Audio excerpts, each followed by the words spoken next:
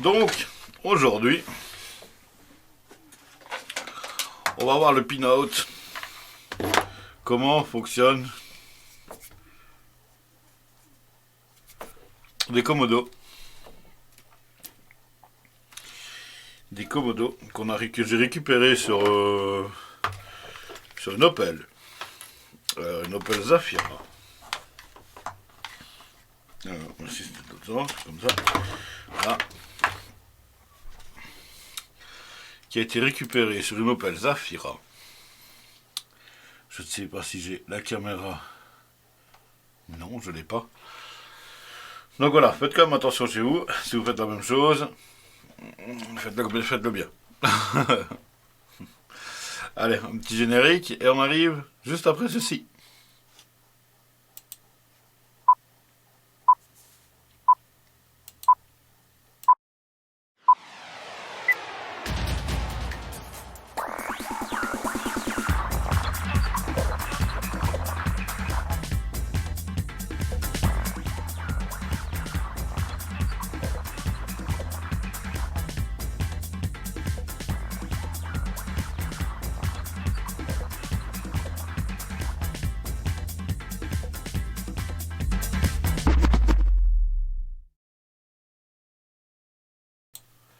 Alors voilà, j'ai remis aujourd'hui le micro. Ah, je me suis pas trompé. Alors que c'était cette vidéo là qu'il me fallait. Et d'enlever le filtre de la cam droite. Qu'on enlève. Ça. Oui. Ah oui, je me disais aussi qu'il y avait un petit souci. Un petit souci de luminosité sur cette caméra. Bon, on va la régler tout de suite. On va régler ça. Hein. Bougez pas, on va régler le tout. C'est vraiment compliqué. Seulement en mode automatique. Qu'est-ce que ça dit? Ça dit que ça doit marcher. Croisons les doigts, on va le mettre en automatique. Avec l'équilibre des blancs, ouais. Ok, mais on n'équilibre pas les blancs, on va les équilibrer nous-mêmes. Hop, avec un peu plus de couleur, c'est plus chaleureux. Ah, système pas normal. Ok, voilà. Alors, on travaille sur le système de l'Arduino qui contrôle, si vous le voyez là, juste ici au-dessus de moi, cette image là. Je vais la déplacer, hop, et je vais l'agrandir. On a un système, si vous voyez, de shifter. Donc le shifter, il est là. Voilà, le shifter, il est voilà, sur ce système. Voilà. Attendez, on va juste cadrer le système, comme ça on verra beaucoup mieux à quoi on s'attaque. Voilà. J'agrandis le tout. Donc voilà, on a un shifter qui est un shifter de bagnole. Il est repris par un Arduino. Donc il y a une précédente vidéo qui sera coupée tout à l'heure et que je vais mettre en disposition sur YouTube pour celui qui veut. Ou dans les temps forts de mon Twitch, de ma chaîne Twitch. Voilà. Donc on a un frein à main qu'il faut encore câbler, il n'est pas câblé. Et donc on a les commodos ici. Commodo par exemple, celui-là, c'est le commodo des clignoteurs. Voilà. On va s'attaquer à celui-là, l'autre après, parce que c'est des... Donc on a le commodo des clignoteurs. Et les petites flèches tic-tic. Alors, une position vers le bas, le neutre, une position vers le haut. Position neutre. Ce qui est bien là-dessus, c'est que celui-ci, si on tire, par exemple, on a les appels de phare ici, si on tire dessus. Et si on le pousse, on a les gros phares qui s'allument. Chez Opel, il n'y a pas de... Il n'y a pas de... Comment... la commande des phares et des feux nocturnes sont des commandes autres que les commodos. Donc, voilà. On va essayer d'enlever un maximum de crottes. Voilà, on voit bien que c'est... Voilà, ici, on voit bien que c'est le phare. Hein, pour les phares. Donc les clignoteurs là, position en bas, en haut. Voilà, les appels de phare, on tire un petit coup dessus, tac tac tac, et les gros phares, on le met en avant, on le remet en arrière pour les phares normaux. Tout là-dessus, derrière, il y a évidemment des connecteurs électriques qui servent pour la commande. Oui, je vais enlever l'image. Voilà. Comme ça, on voit plus clair. Je vais la ranger là en dessous. Voilà. Donc, il y a une caméra, on se demande ce qu'elle fait. Donc ici, voilà. Peut-être enlever ça du champ de vision. C'est pas de la bière, c'est du Monster.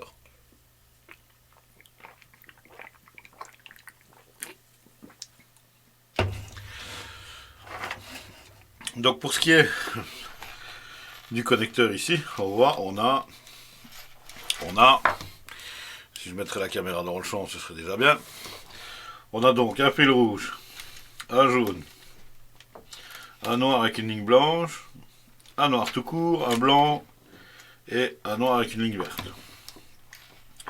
Ne sachant déjà pas du tout comment c'est câblé, comment celui qui a fabriqué la pièce, comment il l'a imaginé, on va devoir trouver nous-mêmes qui fait quoi là-dedans. Qui fait quoi? Ah, alors pour ça, on utilise normalement un ohmmètre. Mais ici, bon, j'ai l'occasion d'avoir quelque chose de plus... voilà. Ça fait bip bip, c'est joyeux. Donc on peut directement trouver plus facilement qui fait quoi là-dedans. Donc là, on est en position neutre. Voilà, donc là, il n'y a rien d'allumé. On va regarder s'il n'y a aucun contact entre les fils. On sait jamais, parce que ça prendra tout.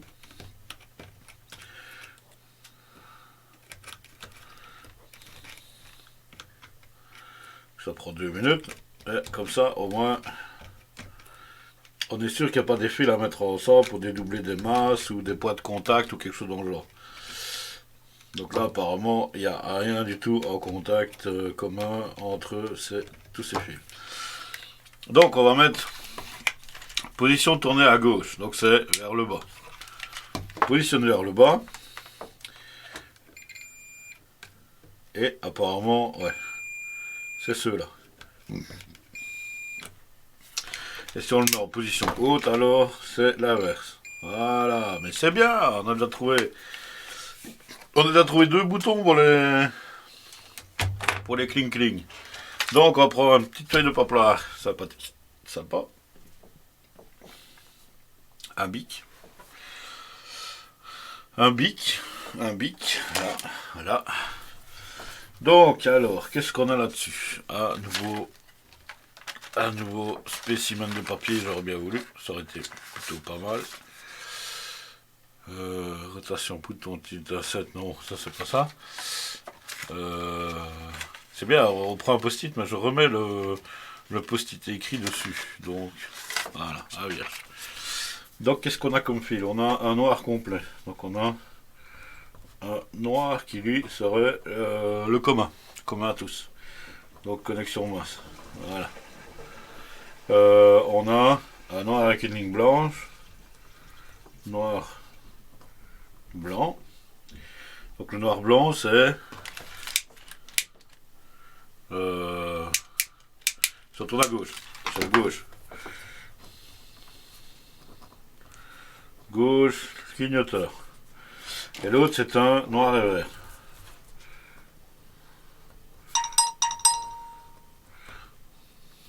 Un noir et vert. Le noir et vert, c'est le droite. Droite clignotant. Bon, c'est bien, on a déjà ça. Il n'y a pas d'autre fonction là-dessus, il n'y a que ça et les phares. Donc on va mettre les gros phares. Comme si on allumait les gros phares de l'auto. Sans mettre de clignoteur. Donc ces trois-là, on peut déjà éliminer les trois qui sont là, les trois noirs. Ils servent déjà plus à rien. Alors ici, bon, on va regarder pour les phares. C'est pas ça. Donc c'est ça. Donc, on a ça. Maintenant, ça va être plus compliqué, ça va être pour les appels de phare.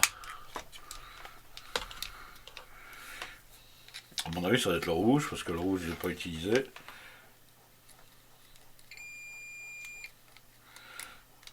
Voilà. Ok.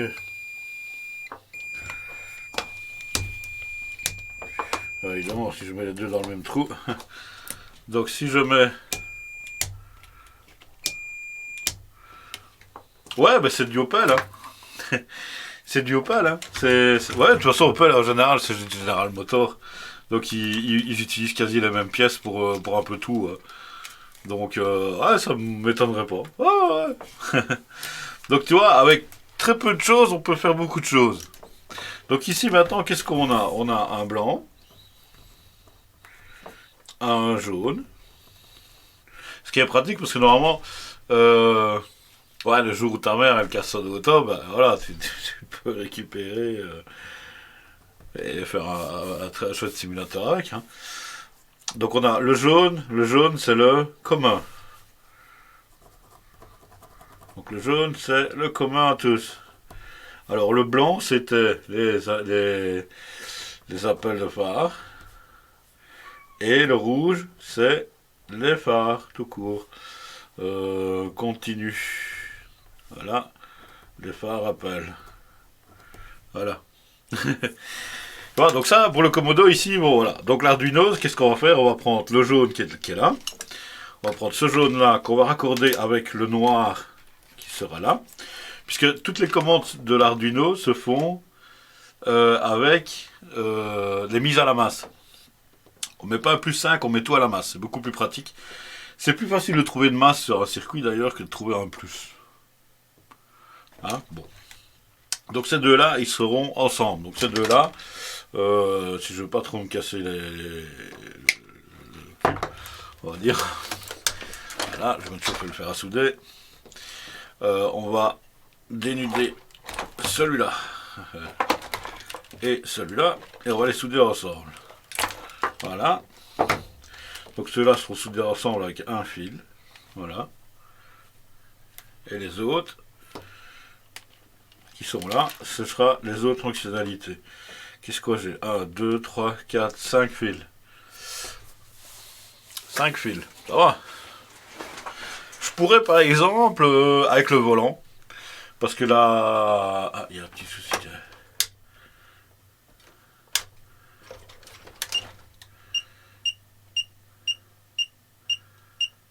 Il a perdu sa température de consigne.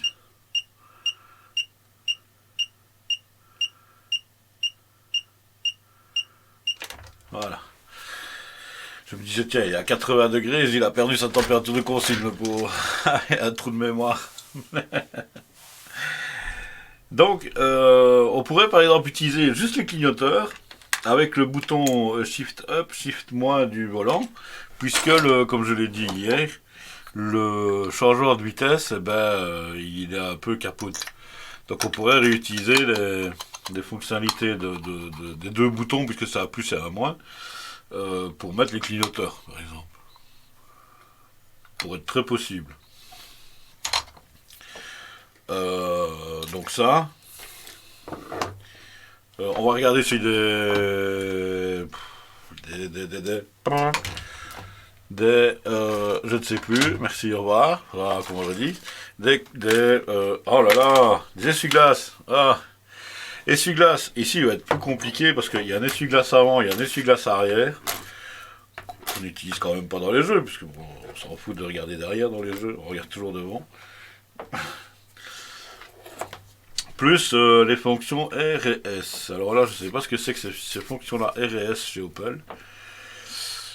S et R, il y a deux boutons poussoirs. Ouais, c'est deux boutons poussoirs qu'on peut utiliser pour autre chose. Hein. C'est pas. Je suppose, dans la logique des choses, que ils sont ici oh putain, c'est dégueulasse.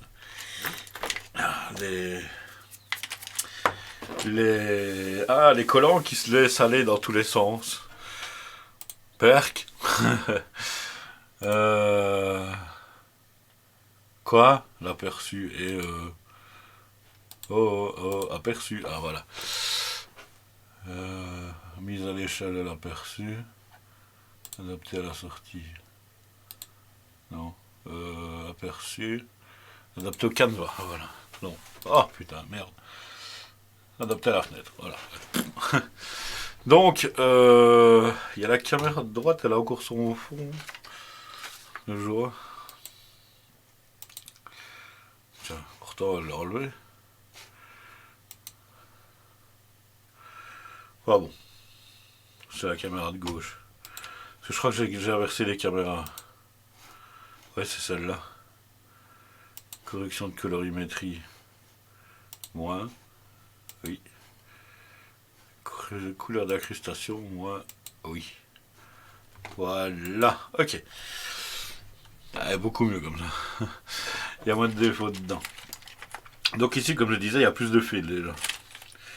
Ça va déjà une plus grande galère de trouver tout ce qui va aller avec ça. Parce qu'il y a un éjecteur d'eau. Il y a 2-3 positions d'essuie-glace. Donc là, il a 0.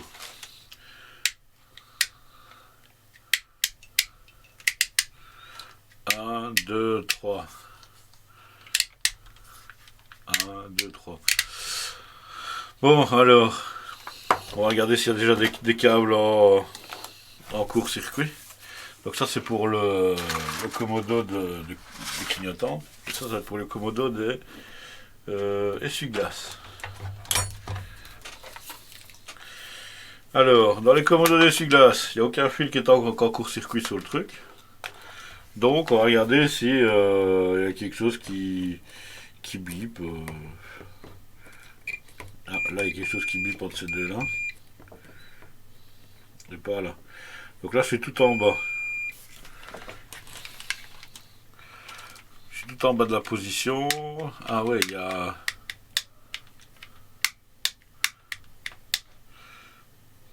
Ah, c'est pour le lave-glace arrière, ça. Donc, alors, apparemment... Donc, le rouge et noir, c'est pour mettre en route l'essuie-glace à l'arrière. Donc, c'est ici que maintenant, je vais déterminer mon commun, déjà. En première position. Voilà. Qu'est-ce qu'on a en première position? Pas ça, pas ça, pas ça, pas ça. Pas ça, pas ça, pas ça, pas ça. Donc, je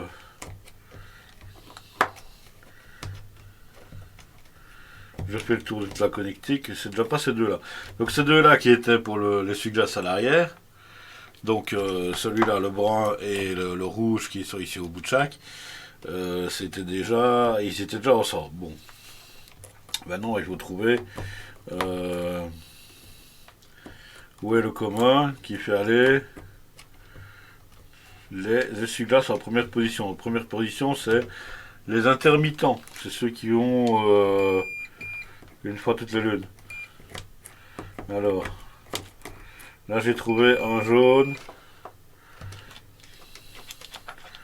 et un bleu. Donc, en position suivante, est-ce le bleu le commun ou le jaune?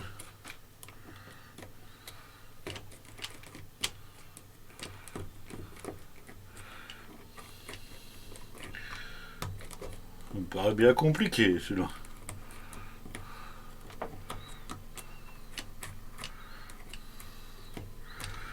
Oh, des positions différentes à chaque. Oh, juste pour faire chier le bazar. Putain, il a promis de faire des choses simples.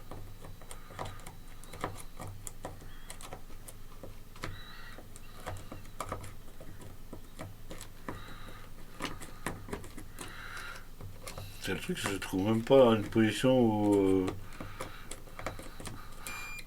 là, évidemment, c'est le même... Oh, quelque chose qui va... Tiens, dans cette position-là, il n'y a rien du tout. Attends, je fais donc intermittent, première, deuxième vitesse. Donc là, je suis intermittent. Non, là, c'est 0. Intermittent, première position. Donc sur la première position, il devrait y avoir quelque chose. Ah, jaune et noir. Si je passe en c'est la deuxième, ça c'est la vitesse 2.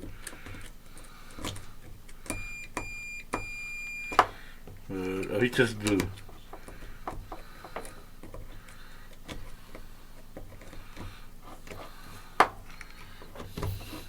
Et là, je me demande si ça fait vraiment bien contact.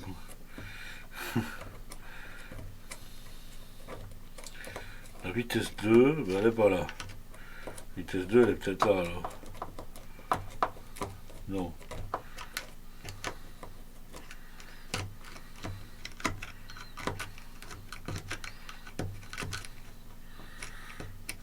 La vitesse 2, elle est pas là.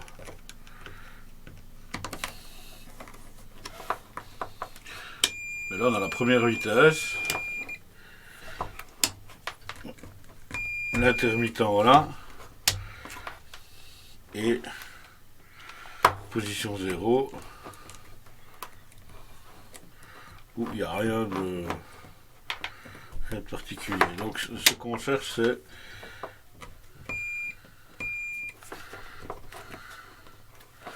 attends, ça c'est la position 2. Attends, je vais bien monter jusqu'au bout. Donc ça c'est 0. Intermittent 1, 2. Intermittent 1 et puis 2. Donc ça c'est la deuxième vitesse.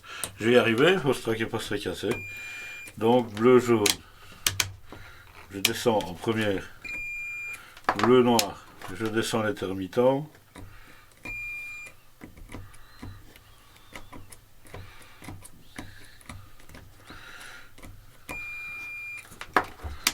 je descends à 0. Alors il y a un truc de pas logique.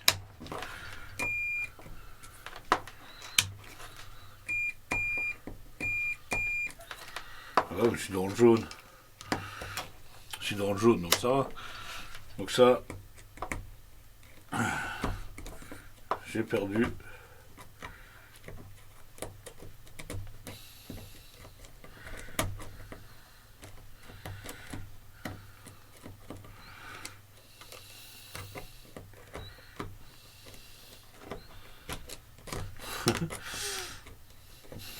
Des fois on cherche comme ça.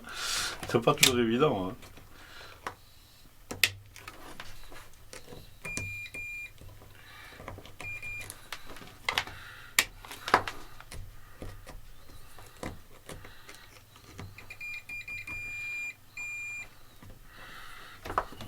Voilà. Ah, même en 0. Oh, tiens.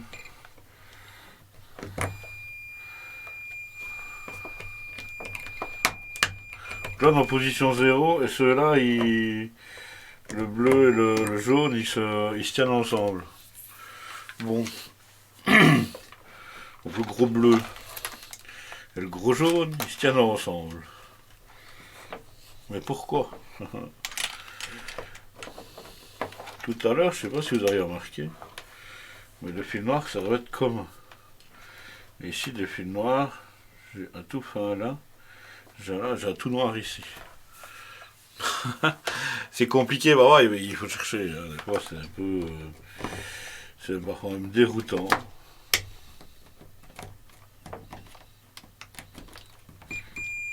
Ah. Intermittent.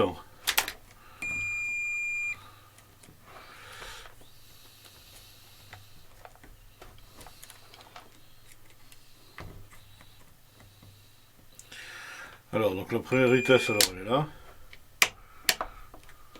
Attends, ça c'est 0, ça c'est l'intermittent. L'intermittent c'est le petit qui est là.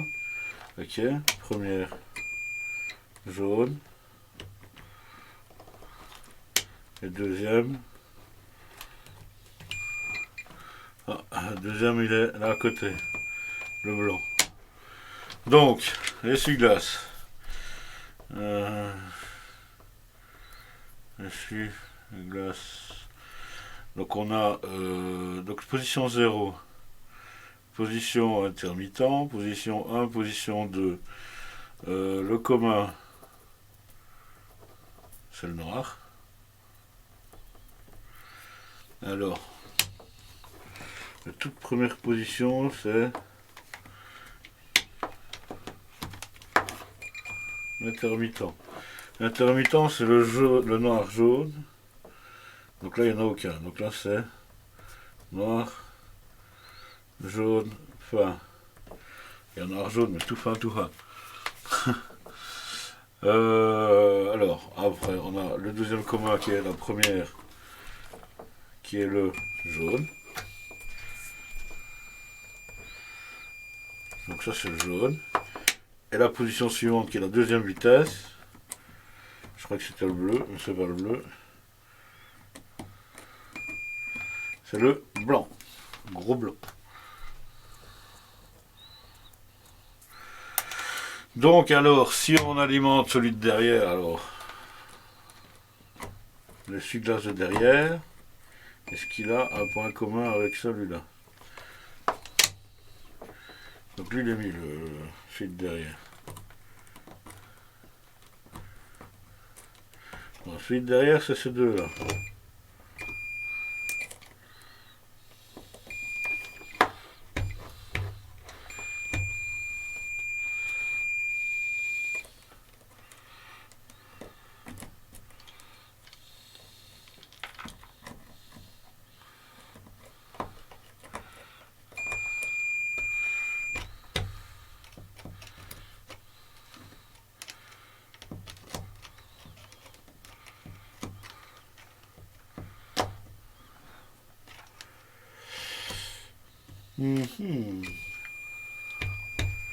Je cherche la position quand on injecte l'eau derrière, tu vois.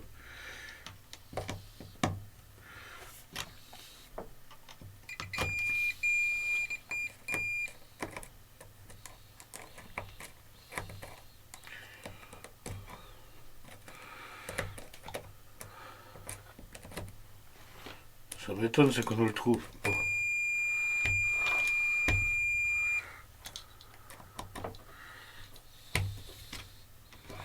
Ou alors il est couplé avec autre chose que ce là il hein.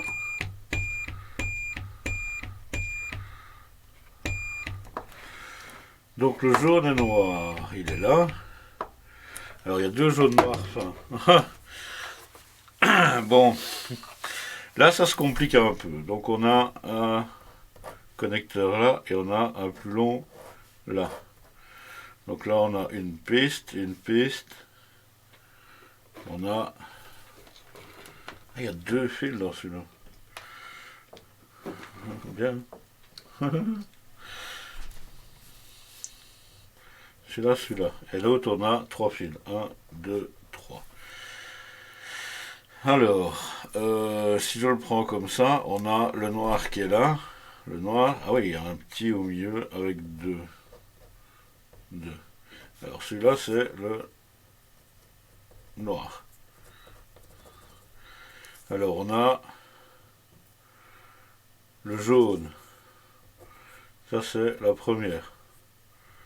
Celui-là. On a le blanc qui est là. Ça, c'est la deuxième, le blanc.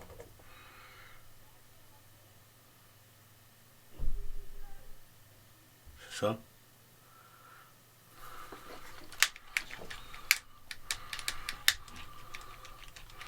Parce qu'il y a deux positions. Parce que quand on tire aussi, il y en a encore, il y en a encore un quand on tire. Hein. Donc apparemment quand on pousse ou qu'on tire, il y a... oh là là. Il est compliqué quand même celui-là.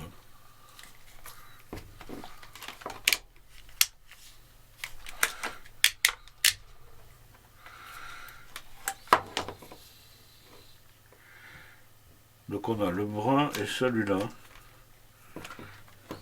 Qui est pour l'autre essuie-glace. Alors... le deuxième essuie-glace, alors on a un brun plus un noir, rouge. C'est quand on met le deuxième essuie-glace. Celui-là. Et quand on tire dessus, on a celui-là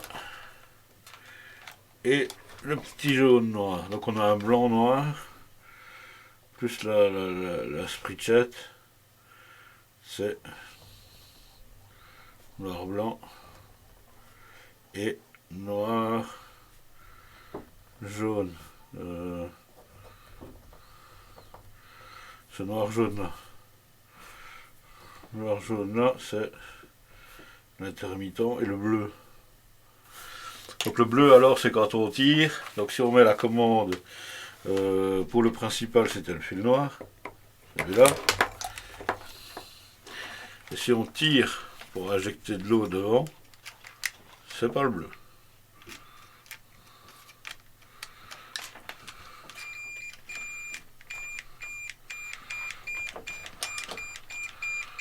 Ah, donc le jaune rouge.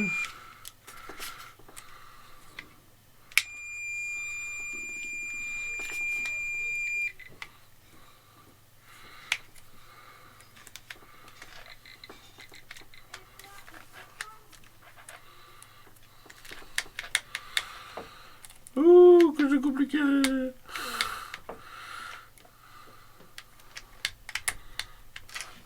C'est vachement compliqué. Hein. Ça peut être méchant, mais là... je me demande même si je vais pas l'ouvrir. Comme ça, je vais peut-être mieux m'y retrouver. Bien qu'on peut enlever les fils. Déjà, on aura déjà un peu moins de barada.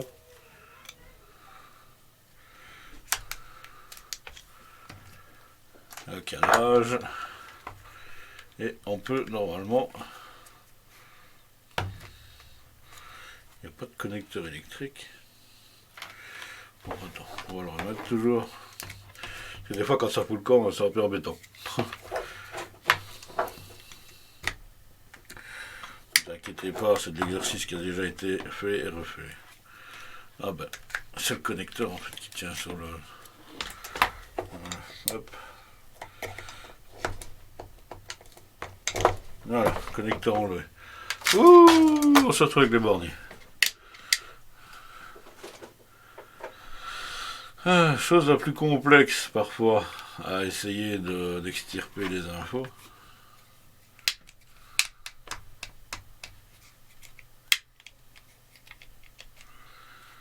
Bon, on va le dépioter, comme ça on va voir un peu par où ce qu'on doit piocher l'info là-dedans.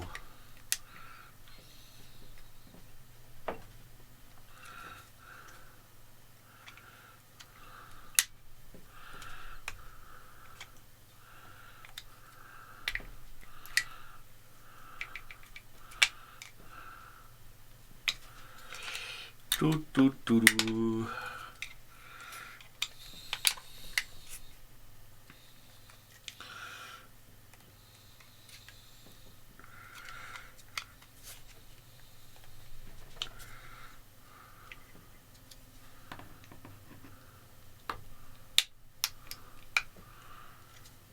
C'est parfois très compliqué de les ouvrir, mais parfois c'est très simple. Là, on est tombé sur un truc un peu plus résistant.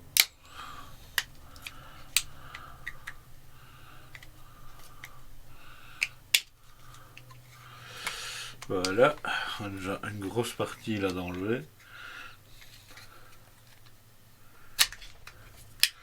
Voilà. Oh, doucement. Alors.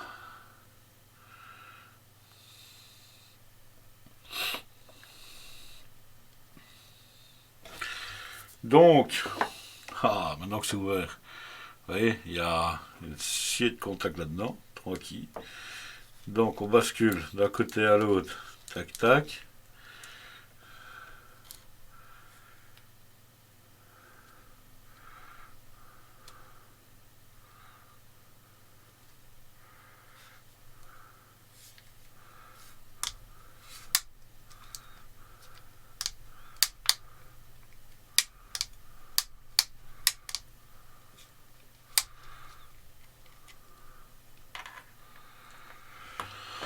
Ah, que c'est comique.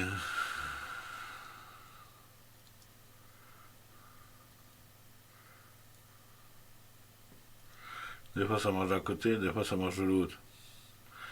Pourquoi pas, diront.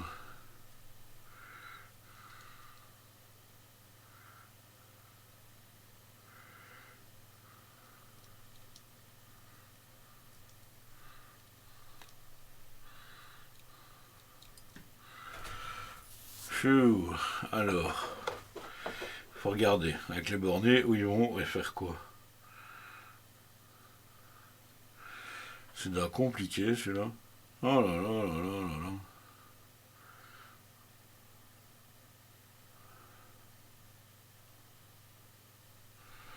Le 1, 2, 3, lui, il est là au bout. Donc sur tous ces bornés là. Là, le 2, le 3.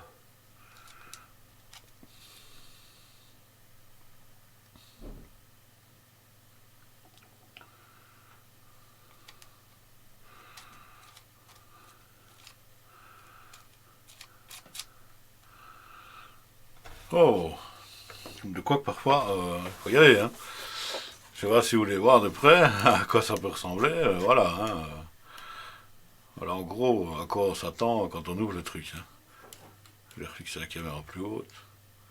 Voilà. Il y a pas mal de choses, hein. Donc il y a un contact ici quand on pousse. Et les lamelles quand on pousse plus fort là sur le truc. Les lamelles ici elles bougent aussi. Les lamelles sont soudées à la boroche qui est ici, celle-là, en première. Le contact, apparemment, il est sur celle-là. Celle-là. Et puis notre contact, je ne sais même pas s'il y a quelque chose. Plus là, les contacts ici. Des contacts là, il y en a par là. Là, il y en a, là, il y en a. Ah, et là, il n'y en a pas. Bon, je crois que les essuie-glaces, je vais pas trop m'y attaquer maintenant. Quand j'aurai réfléchi au truc, je m'y attaquerai. Parce que c'est compliqué, il y a voilà, les contacts là. On peut voir les deux lamelles de contact qui voyagent sur les trucs en cuivre. Donc quand c'est monté, voilà. Ça a une fonction aussi, que quand on pousse, voilà.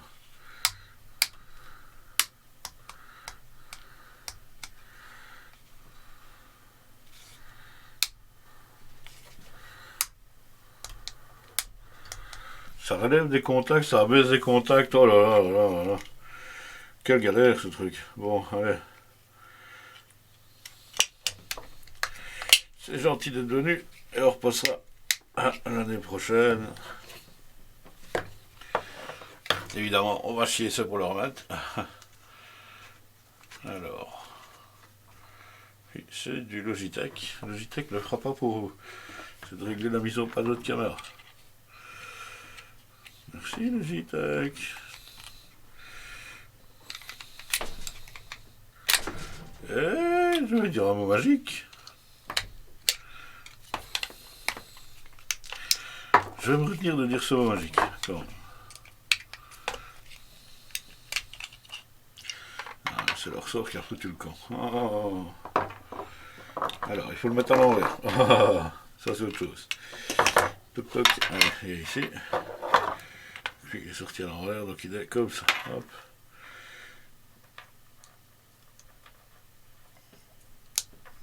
Ça, c'est un petit pivot. C'est que j'ai de remettre là, le petit pivot qu'on voit ici là, qui est mis sur un ressort en fait, qui coulisse sur l'écran là au bout. C'est ce qui fait en fait l'écran de tac tac tac. Donc on va le remettre en premier. Ça sera peut-être pas plus mal d'ailleurs. Voilà. Et puis ensuite, on va remettre les contacts, parce que les contacts on peut les retourner, ça marche. Ils sont pas trop difficiles. Voilà. Comme ça, on l'a même pas cassé.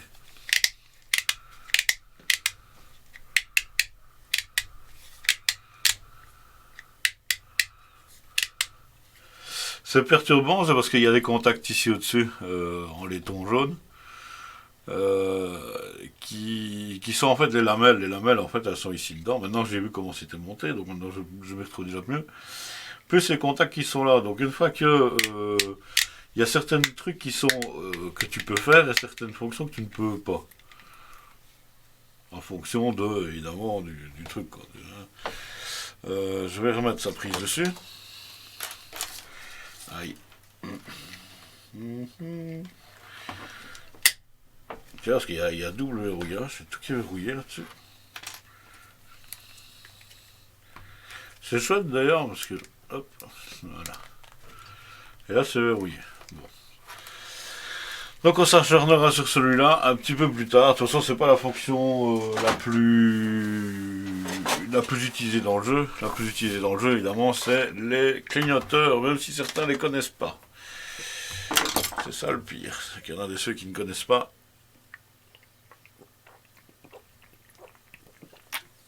Le mot clignoteur. Aïe.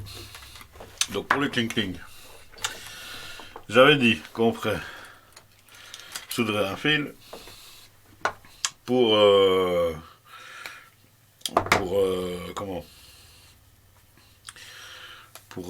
faire le commun. Donc on va souder ce petit bout de fil là pour faire le commun, comme ça après on est tranquille. Et là au moins on aura déjà une petite avancée supplémentaire dans le jeu quand ces clignoteurs là ils vont fonctionner.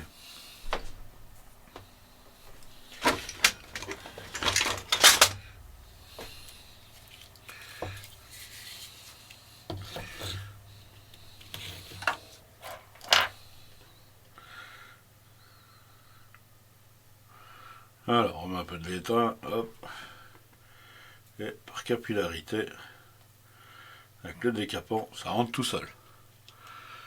Sympa, hein. C'est pas des grandes démos, hein, c'est pas David Copperfield non plus. Hein.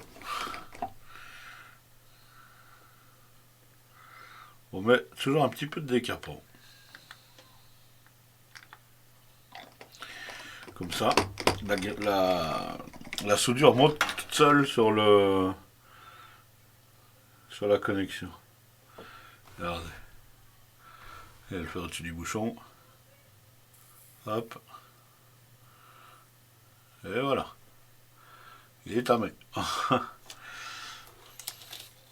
Et alors, ben, on va coller tout ça ensemble. Voilà. Hop.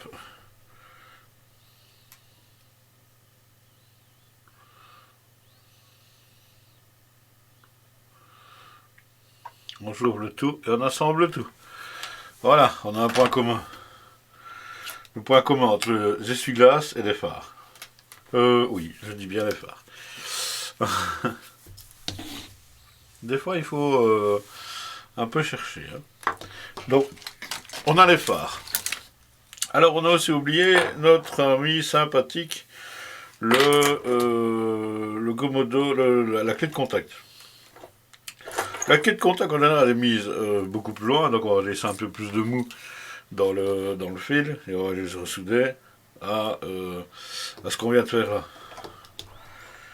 On va lui adjoindre un petit bout de fil. Voilà, on va essayer de faire ça dans l'ordre. On va lui adjoindre un petit morceau de fil avec.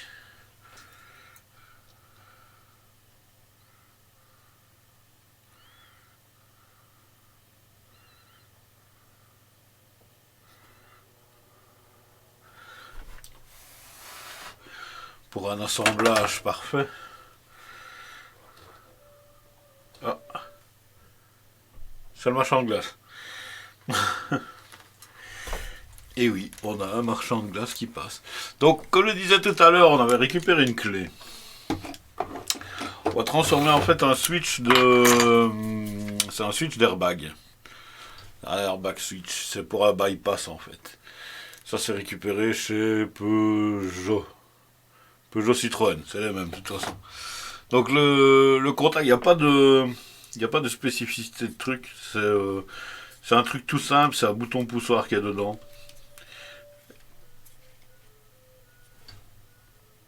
C'est la glace. D'ailleurs on le voit, c'est Peugeot Citroën. Ah, tu vois, je me trompe pas dans mes pièces. On va bientôt faire un bureau de récupération de pièces. Donc c'est un airbag, c'est un bypass d'airbag en fait. Donc on peut le bypass dans certains véhicules, on pouvait bypass avec la clé de contact. Donc j'ai récupéré une clé de contact qui elle est de... on va essayer de le voir. C'est l'auto avec le sympathique cric, là. Vous voyez? Renault, c'est celui où on trouve le cric en losange. Souvent, il est dans le coffre de l'auto. Il est très utile dans le coffre de la voiture. On va penser en tel. Donc, ici, le barillet, comme c'est un simple contact, donc c'est un barillet, en fait, il a juste la forme de la clé. Donc, ici, la clé rentre parfaitement dedans. Et en fait, on tourne. Et quand on lâche la clé, elle revient toute seule. On peut le bypass en tirant juste la clé, en le laissant. En le laissant. Voilà. Donc, pour le mettre en off. Et si on repousse la clé dedans, hop, elle tourne toute seule. C'est très rapide à la caméra, mais voilà, hop, elle tourne. D'ailleurs, de toute façon, quand on voit, voilà, et voilà, c'est du Renault. C'est une clé de Renault, mais c'est pas une clé de fin, dommage. Donc on peut utiliser cette fonction de bouton poussoir pour démarrer par exemple le camion. Clé de contact pour démarrer la voiture, ou quelque chose dans le genre, tu vois. On n'a pas de contact franc, on devrait avoir 3 fils par exemple. Un fil de contact et un fil de starter. Mais il n'y en a pas. Donc bon, ici j'ai pris simple, pas trop compliquer les choses.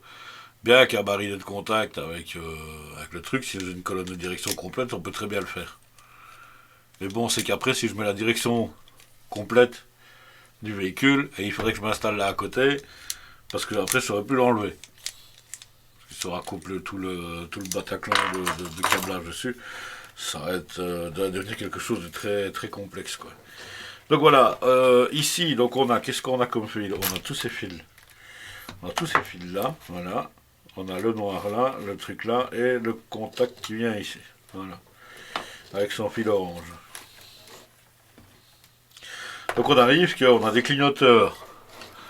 On a des clignoteurs. On a une sélection de phares et un contact à clé pour démarrer. Voilà, c'est bien quand c'est honnête, hein, la caméra. Pourquoi il n'y a pas des caméras autofocus automatiques, hein? Donc on a toutes ces fonctionnalités là, et voilà, on a ça comme fil à brancher. Vous me direz, bon, il y a quand même quelques fils, mais bon, ça fait pas peur, quoi. On sait que le noir, c'est celui qui va à la masse, donc celui-là, celui qui va au moins. Et toutes les autres fonctionnalités se trouvent sur les fils ici.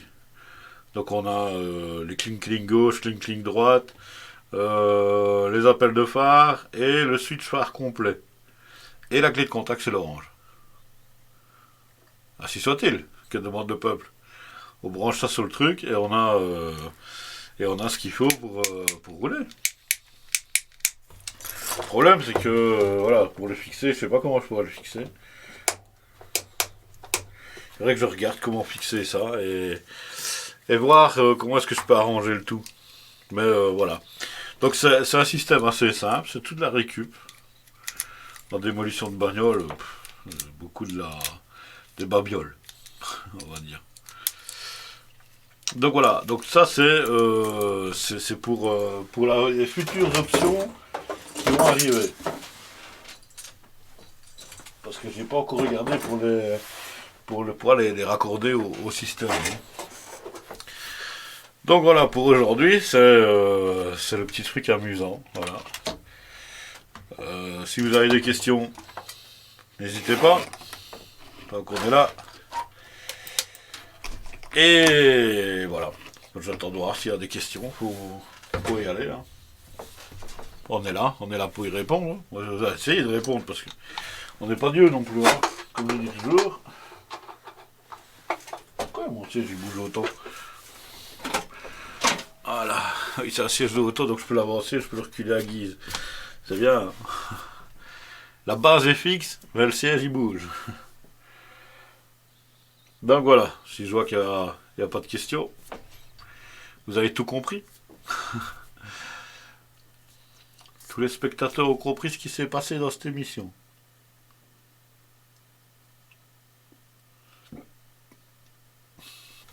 C'est vrai qu'en plus j'avais mis Discord, et je ne suis jamais sur Discord. Pourquoi? J'en sais rien. On a la Zouk qui joue à Flashland. Qu'est-ce que c'est ça, Flashland? C'est quoi ce jeu? Ce qu'on verra aussi plus tard, c'est C'est les fameux... allez, comment c'est, les trucs à rotation, là. Les sélecteurs à rotation. On verra ça aussi, parce qu'avec le... On peut faire des menus, par exemple. Je compte utiliser ça dans le dashboard de l'Exam. Parce que je suis en train de refaire le compteur kilométrique. Hein. Je suis en train de faire un compteur digital. Alors, amusant comme petit passe-temps. Et on a ici des... C'est comme, on croit que c'est des potentiomètres. Hein. Quand on les voit, on peut croire que c'est une conception de potentiomètre miniature. Mais c'est pas un potentiomètre. En fait, à chaque... il y a des crans. C'est un petit peu comme le bouton du micro-ondes quand vous réglez le temps de cuisson. Eh ben, c'est la même chose avec ce bouton. Des petits boutons qu'on peut tourner comme on veut pour régler le temps. Il y en a des ceux avec des crans et il y en a des ceux sans cran. Là, par exemple, celui-là, il n'y a pas de cran. Donc, voilà. On verra un petit peu la configuration utilisée dans l'Arduino pour ça. Alors, j'ai pensé dans ma tête. Mais je ne sais pas où est-ce qu'il est. Je ne sais pas où on l'a mis. Ah oui, il est là. Un vrai shifter en H. Un vrai shifter en H. Alors, le vrai shifter en H, voilà. Pour ceux qui connaissent, ils vont reconnaître que c'est encore du Opel. On a ici un système avec c'est deux câbles en fait, ce système-ci. Donc on peut voir si on relève la coiffe. On a une bille là, qu'il va falloir un petit peu mettre un peu de graisse dedans, parce qu'elle est un peu sèche. Et deux tiges de commande, celle-là et celle-là. J'étais en train de penser dans ma tête que celle-là elle fait avant-arrière, donc elle bouge d'avant en arrière. Et l'autre ici, elle bouge celle-là d'avant en arrière, mais si le manche fait gauche-droite. Vous voyez? Donc ce qui est bien, c'est que si par exemple on met la première, donc on tire là et on met en arrière. Donc l'autre tige ici, elle va être tirée et celle-là, elle va être poussée. Alors pour déterminer les positions où elle se trouve, je vais faire une pièce à l'imprimante 3D ici avec ici au bout et ici au bout, là, hop, pop, hop, ici au bout. Je vais mettre une pièce avec l'imprimante 3D, avec deux roulements coincés sur des ressorts, pour donc définir la position. On va remettre ça droit. C'est emmerdant pour le deuxième petit fileté. À moins que si quelqu'un en haut me descendrait la belle petite scie jaune, je pourrais peut-être couper le truc. Ici d'ailleurs, de toute façon, la boule, il va falloir regarder parce qu'il y a un peu d'usure à mon avis dans le système, parce qu'elle bouge quand même pas mal. Donc ici, on a le système qui avance et qui recule suivant à gauche, à droite. Je sais pas la droite totale évidemment, parce qu'il y a le machin, il s'est mis de traviole devant. Donc là, voilà. Donc si je vais à fond... Ah, je vais le montrer comme ça. Si on va à fond à gauche, pour mettre la première par exemple là, si on est au point mort normal, on est là au milieu. Si on va à droite, la tige elle tire. Ce qu'on peut faire avec ça, pour la commande facile, je pensais utiliser des capteurs avec un petit aimant. Vous voyez, des petits capteurs comme ceci. C'est des capteurs qui réagissent à un champ magnétique. Hop là. Ça, c'est des capteurs qui réagissent à des champs magnétiques qui passent devant. C'est-à-dire qu'on met un plus, un moins 5 volts. Et sur la troisième pin sort un signal carré. Si par exemple l'aimant passe devant au-dessus, si le pôle de l'aimant passe, il détecte une impulsion. C'est un petit peu l'ancêtre des contacts en capsule de verre, là, pour ceux qui ont connu. Des petits des genres de paille en fer, de paille en verre transparent avec deux petites deux petits contacts, deux petites palettes dedans, et qu'on entendait d'ailleurs quand l'aimant passait, on entendait tic tic tic tic tic tic tic, parce que les, les deux pattes métalliques se touchent, et dès que le pôle est parti, il se relâche. Donc, et ça c'est l'ancêtre version digitale. Version qui renvoie un signal direct, pas de contact, rien du tout, entre la partie mobile et la partie fixe que je tiens à la main. Il n'y a pas de partie, il n'y a pas de pièces mobiles qui s'useraient. Ce n'est qu'un aimant qui passe juste devant, quoi, en fait. Et l'aimant, faut pas un gros aimant, hein. Quand on voit les petits aimants de récup qu'on peut trouver, voilà, par exemple la taille d'un aimant qui servirait largement à faire fonctionner la bestiole. Vous voyez, c'est vraiment, c'est très petit, quoi, hein. Voilà, par rapport à la pointe du bic, voilà. Si je vous mets la pointe du bic à côté, voilà, quoi. On est là, la pointe du bic, elle est posée sur le coin. C'est pas très grand, quoi. Donc faut pas des aimants comme des maisons pour le faire aller. Donc je pensais mettre ça, donc ici au bout de la barre, avec un aimant monté dessus, évidemment. Comme ça, de manière à ce que quand la barre elle bouge, elle peut transporter un aimant là-bas.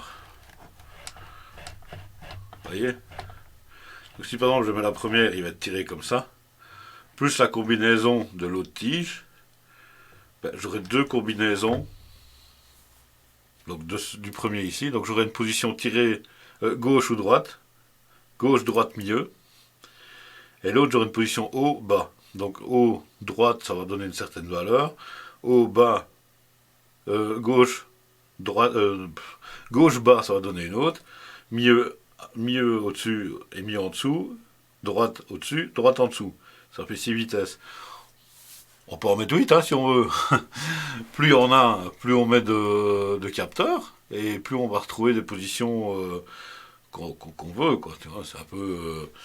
Bon, alors, un peu de colle époxy pour coller l'aimant sur la ferraille, et ça va nickel, hein. Faut pas demander plus, hein. Et là, on a un vrai shifter qui pourrait être configuré avec encore un Arduino. Mais on peut réutiliser par exemple l'Arduino qu'on a utilisé pour le shifter qui est ici. Vous voyez, il est là. Voilà le shifter. C'est un shifter séquentiel évidemment, hein, mais c'est un vrai shifter. C'est pas un shifter de Saint-Nicolas de chez Logitech. Hein, c'est un shifter de bagnole. C'est censé tomber moins vite en panne. Parce que les échos du Logitech sont pas trop terribles. Donc voilà, ça sera pour la prochaine. Donc ça vous dit un peu la taille déjà du truc, hein. Donc il y a le support en métal en dessous. On peut enlever le support. Si on veut, on peut l'enlever. Parce qu'on gagnerait un peu de hauteur. Mais point de vue que déjà la voiture était déjà une assez imposante bagnole, la Zafira, c'est pas une Opel Laguna. Il y a une différence de taille et une différence de hauteur pour les shifters.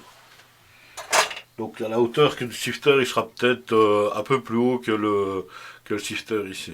Donc voilà en gros. Il y a encore beaucoup à faire pour ça, hein. Il y a encore beaucoup à faire. C'est surtout que ça va être après le multiplexage qu'on va devoir utiliser avec l'Arduino en tant que USB joystick. Donc dans la programmation de l'Arduino, on va devoir utiliser donc un multiplexage. L'Arduino sache dire quelle touche sera poussée en fonction du contact. Donc on aura 6 contacts. Donc 6 contacts plus 1, 2, 3, on aura 9. 9 capteurs comme ça, pour savoir où on est, et l'Arduino lui donnera la touche en fonction de. Donc je sais pas si par exemple, ben voilà, je vais prendre un papier, je vais me calculer, c'est pas trop un problème. Le bic il est là. Donc si par exemple, bon, donc on a la première tige ici. La première tige, voilà, avec, il y aura dessus par exemple une petite palette, ou je sais pas, un écrou, par exemple, voilà, écrou, avec l'aimant qui sera fixé ici. Donc là, ce sera, que ce soit la partie nord ou la partie sud de l'aimant, on s'en fout quoi, hein. Donc il y aura un capteur qui va être mis ici, voilà. Il y aura un capteur qui va être mis ici, et un capteur qui va être mis ici. Donc ça, c'est les capteurs qu'on vient de voir qui sont sur le circuit imprimé ici. C'est ces capteurs-là. Ça, hein. Donc, ça, ce sera pour la position gauche-droite, GD. Et on aura la même chose pour le haut-bas. Plus évidemment le haut-bas. Ah non, bah oui, mais non, attends. Donc le haut-bas, ce sera exactement le même que le précédent. Donc là, on aura la tige. On aura, je vais mettre à mon avis une boulonnerie ici. Une boulonnerie avec un contre-écrou dessus. Un aimant. Et évidemment, encore une fois, les trois capteurs haut, bas et neutre. Je mettrai quand même le deuxième neutre avec celui-là pour bien confirmer la position du levier de vitesse. Parce que la position ici c'est un gauche-droite. Mais le gauche-droite, il y aura...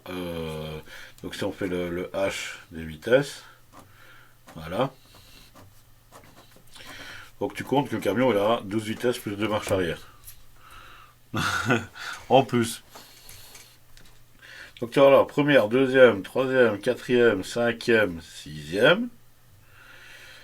On peut, à la limite, si on a vraiment envie de se faire chier, il faudrait que je regarde avec la configuration du jeu parce que je ne saurais plus dire, rajouter, on pourrait très bien ajouter à R1, à R2.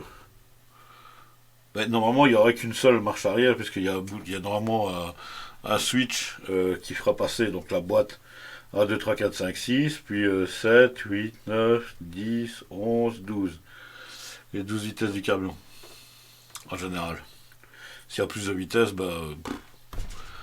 on arrangera bien l'affaire. Hein. Ça, de toute façon, c'est sur le multiplexage du système. Donc ici, par exemple, on va avoir donc je vais enlever le repérage qui est là parce qu'il ne sera pas juste. Si par exemple je mets en première ici, si je mets en première, donc ça va faire le haut, donc ce sera. Donc le haut par exemple, ce sera, je sais pas moi, valeur 1, valeur 2, 4. Attends, 1, 2, 3, 4. Attends, 1, 2, 3, 4, 5, 6. Alors si je mets par exemple la première, ce sera haut, gauche. Donc gauche par exemple, ce sera, on va dire ça c'est le gauche, ça c'est le droit, ça c'est le haut et ça c'est le bas. Et là c'est le N et N. Donc si on a, si on prend ici, le deuxième post-it je vais le mettre en dessous. Si on prend par exemple le neutre, le neutre ce sera, donc là ce sera le 1 et là le 2. Donc ce sera 1 plus 2 plus le 2 en N. Donc ce sera N plus N. Ça fera le neutre. C'est recherché, attention. Hein. Si on met la première, on met le haut avec le gauche. Donc le gauche, c'est... donc si on met en première, ce sera le 1, donc plus le 2 évidemment. Ouais, de toute façon c'est toujours 1 plus 2, donc à la limite on s'en fout. Donc ça fera le 6 plus le haut, le 1. Donc ça fera 6 plus 1. Donc ce sera la pin 6 plus la pin 1 donnera la première. Donc là ça fera N. Donc là ça fera 1 la première. La deuxième, elle est en bas. Donc ce sera toujours gauche, ça fera 6 plus 3. Attends, hop. Alors la troisième, ça fera... Là, ça fera alors N. Parce que le gauche-droite, il va au milieu, donc ça fera N. Plus le haut, le 3. Le 1. Le 1 pour le haut. Donc N plus... Je vais y arriver avec l'écriture de patte de mouche. N plus 1. Alors en fait, ça va être un multiplexage pour que l'Arduino puisse dire, voilà, là t'es en troisième. Donc on met la quatrième et là en bas, ça fera N, puisque le gauche sera N, plus le bas 3. Et ainsi de suite. Donc à chaque fois on aura toujours un plus 1 ici dans cette colonne, et on aura toujours un plus 3 pour les vitesses paires. Comique, hein? puisqu'à chaque fois haut et bas, à chaque fois c'est plus 3 bas, ah oui, 1 et 3, 1 et 3. Si on met, donc on a la 1, on a la 2, 3, 4, la cinquième, cinquième, cinquième, alors là c'est droite, donc c'est 4, plus haut, c'est 1, égale 5, et la sixième c'est 4, plus 3. Et c'est comme ça que l'Arduino va déterminer, en fait on fait une comparaison, donc par exemple il va aller lire les valeurs du gauche-droite, et puis il va aller lire la valeur du haut et du bas neutre. Donc en fait en lisant ces valeurs-là, il saura quel rapport il va être et quel bouton il doit envoyer à l'ordinateur. Puisque de toute façon il y aura assez de boutons. C'est un petit Arduino Uno, donc il faut un bouton par truc. Si on n'a pas assez, on prend un méga et on fait un dual joystick. L'Arduino méga, quand il est programmé en tant que joystick, joystick périphérique USB, il est considéré comme 2 joysticks. Pas comme un, mais comme 2. Ce qui fait que quand tu as un double joystick, t'as censé avoir 64 boutons disponibles. Donc, pour faire un cockpit de bagnole qui peut être très fonctionnel, 64 boutons est largement suffisant pour mettre toutes les fonctions. Voilà. Ça c'est pour une prochaine émission, je parlerai de l'Arduino Mega avec le joystick, dual joystick sur l'Arduino Mega. Ça va être encore un petit sujet sympa. Je vous mettrai les liens dans le je ne sais pas où. Si vous voulez les liens, de toute façon vous tapez Arduino Joyce sur Google et dans les GitHub vous trouvez quelqu'un qui a été sympa de mettre toute la doc ainsi que la programmation. Alors faut pas oublier que quand vous programmez votre Arduino en mode joystick, vous ne savez plus le reprogrammer après. Mais plus n'est pas temporairement, vous ne pouvez plus programmer via l'interface IDE d'Arduino. Le tout pourquoi, c'est que en fait, quand vous reprogrammez votre Arduino, et bien entendu, j'en ai pas là. Il va falloir vraiment que je rachète une collection d'Arduino parce que là, j'en ai même plus à vous montrer. Ah, là, il n'y en a pas. Là, je les utilise vraiment pour tout, mes Arduino. En fait, dans les vrais Arduino, donc comme je l'ai expliqué dans l'autre vidéo, vous n'avez pas cette interface vous avez l'interface de programmation qui est ici. Ici, ce n'est pas un vrai. Donc bon, faut pas non plus croire. Enfin, faut pas croire. Si, ce que je dis est juste, mais c'est pas le bon Arduino. En fait, quand vous reprogrammez un Arduino en mode joystick, vous avez votre programme qui tourne sur le microcontrôleur principal de la map, de la carte, qui est là, ou le Atmega 328 en longueur. Donc, si... je regarde toujours s'il n'entraîne pas quelque part, parce que ce serait utile. Mais là, j'en ai plus. Alors, vraiment, il va falloir que je rachète une flotte d'Arduino. Donc, en fait, là, tout ce qui est donc, à droite de mon bic, c'est votre programmation à vous. Tout ce qui est de l'Atmega. C'est votre programmation via le développeur de l'IDE Arduino.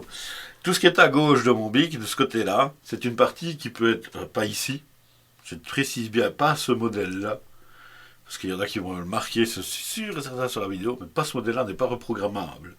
C'est quand vous avez le petit carré. Quand vous avez le petit carré, c'est un microcontrôleur Atmega aussi, qui gère la communication entre l'USB et le microcontrôleur, et injecte votre programmation au microcontrôleur. Donc ici, on reprogramme ça en mode USB, avec une définition VID-PID de périphérique USB joystick, avec le nom ArduJoyce, je sais plus. Je vais aller revoir, comme ça je ne vais pas me tromper pour dire des bêtises. Parce que c'est bien de dire des bêtises, mais des fois il faut savoir ce qu'on dit. Alors ça arrive, c'est UnoJoyce joystick, voilà. C'est repris Je sais même pas si je saurais le montrer. Image comique, metteur, image test. Image test peut-être. Non, c'est pas ça. C'est pas l'image test. Non, je ne saurais pas le montrer. Mais c'est repris comme une manette de jeu. En fait, les boutons sont repris tels quels une manette de jeu PlayStation. Tous les boutons de la manette PlayStation sont gérés ici sur les contacts et les analogiques sont gérés ici. Il n'est pas impossible non plus de brancher un joystick d'Arduino, par exemple. Je ne sais pas si j'ai mis l'autre. Il est sûrement dans la boîte. J'avais un champignon. Ou alors je l'ai peut-être rangé quelque part. J'en avais fait un petit démo l'autre jour. Et ben il est là. Il est dans la boîte. Il était rangé dans la boîte. Voilà. Vous pouvez avoir des kits avec des champignons. Hein. Donc les champignons, c'est les joysticks comme on a dans les manettes. Hein. Vous pouvez commander ça sur internet, c'est 1€ une rouette. Ça coûte pas cher. C'est déjà monté sur un circuit imprimé avec des pins directement pour la sortie. Voilà, on voit mieux comme ça. Pour brancher, donc il y a pour le branchement, c'est pas très compliqué. Vous avez un point de masse. Le premier c'est le point de masse. Le deuxième c'est 5 volts. Les deux suivants c'est les axes horizontal vertical, X, Y. Et le dernier c'est le switch, parce que quand vous poussez, il y a un switch avec. Donc vous pouvez tout récupérer, toutes ces informations là, et vous pouvez même refaire un joystick. S'il y en a qui font de la robotique par exemple, on peut très bien servir pour guider votre engin qui se déplace. Vous pouvez très bien le faire avec des potentiomètres, des joysticks comme ça quoi. C'est de l'analogique, hein, c'est des potentiomètres avec un bouton poussoir, comme les simples. Donc bon voilà, je vais le piquer là pour pas le perdre, pas le faire. Hein. Bah, si, mais bon quand il n'est pas branché. Vous pouvez très bien coupler tout ça et obtenir un joystick qui marche très bien. La stabilité d'un joystick Arduino, je vais d'ailleurs vous le montrer. Je vais quand même essayer de le montrer parce que ce serait quand même bien qu'on puisse qu'on puisse le voir. Ça va attendre 2 petites secondes le temps que je configure vite cette fenêtre. Capture de fenêtre. Ouais.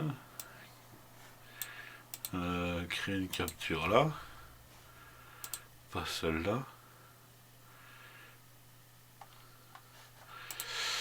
Merci. Alors.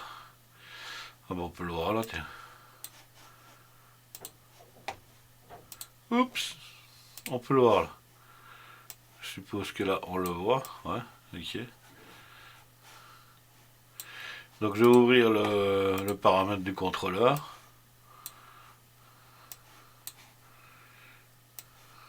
Voilà. Je sais pas si on le voit. On ne le voit pas. Hein, que c'est bien ça. Ouvrir la fenêtre, voilà. Voilà, hop. Alors, pour qu'on le voit, voilà, ça va peut-être aller. Voilà, ah voilà, on a les valeurs. Donc par exemple, bon, comme je disais tout à l'heure, ce que vous voyez, le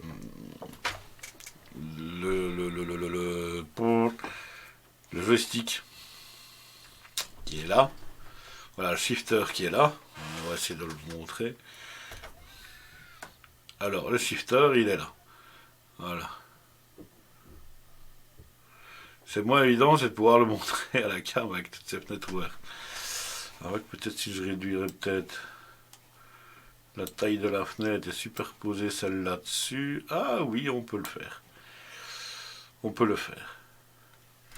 Donc, ça c'est un morceau de fil qui s'est barré avec le fer à souder. Donc quand vous voyez le shifter, voilà, vous voyez que ça réagit sur le... Ça réagit même très bien d'ailleurs, hein. Ça réagit, voilà, on peut changer de vitesse très très rapidement. Alors on a un point neutre, donc c'est le neutre de la boîte normalement, hein, le neutre il est là, sur le shifter d'origine. Et on a la marche arrière. Ça c'est la marche arrière, le neutre. On passe en mode automatique là, mais j'ai pas mis le switch. Et puis on a shifter up, shifter down. Jusque là ça va. Les autres boutons ils sont pas raccordés. Il y a encore de la place sur l'Arduino pour le raccorder. Et donc là derrière, vous voyez, il y a encore des potentiomètres là ici. Et les potentiomètres sont les autres axes disponibles sur le système. Donc en fait on a l'axe des X qui est là. Vous voyez, c'est très stable, il n'y a rien qui bouge. Dans les autres axes, c'est propre. Les données sont vraiment très propres. On a le Y. On peut bouger les deux, hein, voilà. Hop, hop. C'est pas évident avec les doigts, mais voilà, on peut bouger les deux. Alors on a l'axe Z, ici. Et vous voyez, il n'y a rien d'autre qui bouge. Ce n'est vraiment que ce que je commande qui bouge. Donc la qualité est quand même pas trop vilain. Et l'axe de rotation Z. Voilà.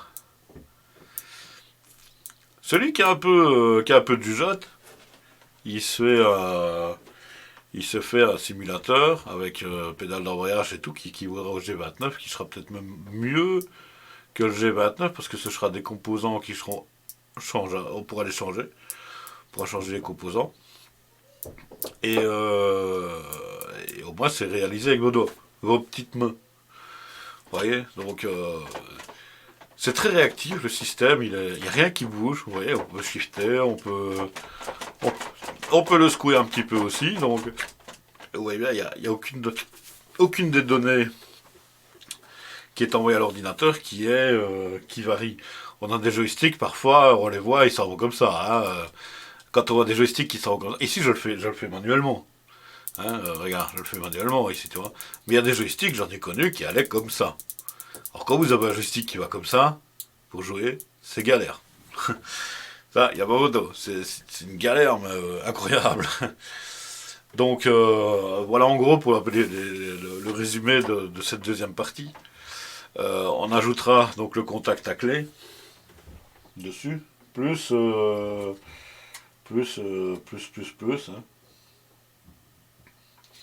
Plus d'autres fonctionnalités après.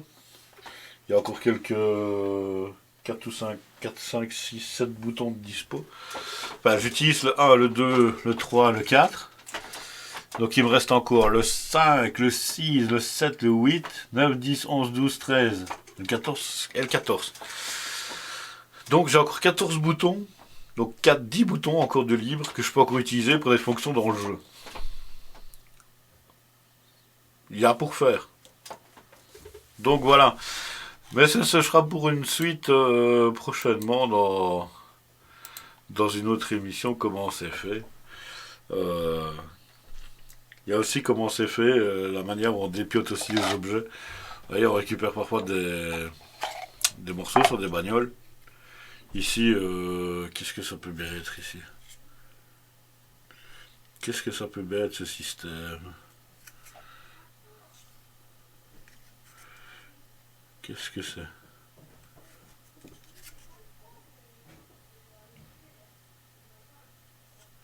Je sais pas trop ce que c'est le système là, mais il faudra que je regarde à quoi est-ce qu'il pourrait être destiné. Je me demande si c'était pas un verrouillage de portière ou quelque chose d'un genre, un verrouillage automatique de portière qu'on peut... voilà. Parce que je sais bien que dans mon examen, une examen en plus que la voiture normale, j'avais une fonctionnalité de pouvoir verrouiller les portes électriques. Donc ça aussi, tiens, voilà un autre encore qui va encore aller sur l'Arduino aussi. Un sélecteur. Sélecteur à 4 positions. Ici j'en utilise que 3, comme ça je laisse une position morte. Position 0 par exemple. Position 1, position 2, position 3. Ça peut servir pour des phares, ça peut servir pour des clignoteurs, ça peut servir pour quand on joue à Flight Simulator pour mettre switcher les génératrices par exemple. Enfin bon, il y a une multitude de fonctionnalités à qui on peut le mettre. Et ça tient sur 3 fils plus un neutre à 0. Donc il y a déjà pas mal pour faire en commande, hein, parce que 3 là, il y en a 3 ici, il y en a 2, 3, 4, donc ça fait déjà 7, 8 avec le contact. Il y a déjà 8 boutons qui sont déjà réservés sur l'Arduino quand tout va être câblé. Donc ça je le mets avec les autres, puisque ce sera de toute façon pour être monté avec. Et donc voilà. Donc ça va être autre chose encore. Il va falloir que je regarde comment agencer un petit peu le système pour pouvoir mettre tous les boutons sur la commande en dessous. Voilà. Sur ce, comme il n'y a pas de questions, on va clôturer cette émission d'aujourd'hui. J'espère qu'elle vous aura été intéressante. Si vous voulez laisser des commentaires, n'hésitez pas. Je serai disponible sur YouTube dans quelques heures. Comme ça, vous pourrez revoir cette émission sans problème. Voilà. Sur ce, les gens, bonne fin d'après-midi ou bonne soirée et au revoir.